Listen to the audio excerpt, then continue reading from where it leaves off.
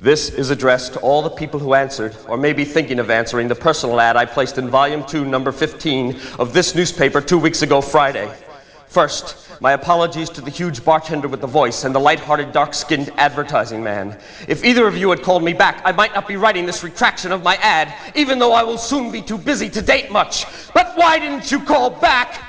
But to the others, which include the two terrifying sisters, the under-18s and over-60s, the numerous ones who dialed my number and hung up as soon as I said hello, the 35 or 40 of you who made dates with me and never showed up, including the one who complained his body was so powerful he couldn't control it anymore, the desperate wife-seekers, the already married, that one who was so one-sided that he could think of nothing but sex, and then had the gall to ask me if his nationality was the reason I wouldn't sleep with him, the many who couldn't get it up when I was agreeable, and the many who could and did when I was not, the pleasant young foreigner who turned out to be the private property of his gigantic girlfriend, the ones who were so grotesque in their appearance that I couldn't possibly get past their faces to even consider a relationship with them, especially sexual, the sharks and the geeks and the sadists, the latter category which I had specifically stated I didn't want, and the ones who wanted endlessly dirty talk, the ones who wanted to be punished, the ones who could only boast about the size of the bankrolls and of their equipment, and this definitely includes the teacher who said, all the kids want my stuff, the businessman who had an adjective for every letter of his last name, R is for rich,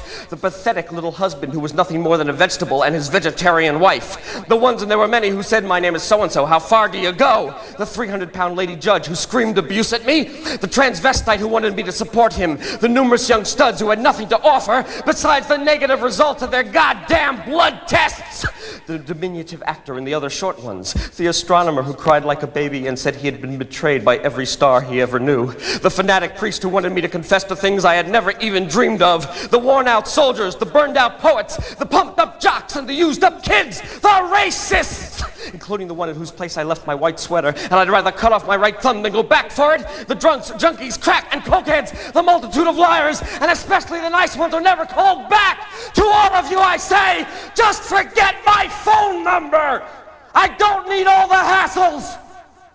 I'll be starting school next month, and I just don't want to be bothered. Don't hold your breath, any of you. Sincerely, the underweight platinum blonde. Have a nice day.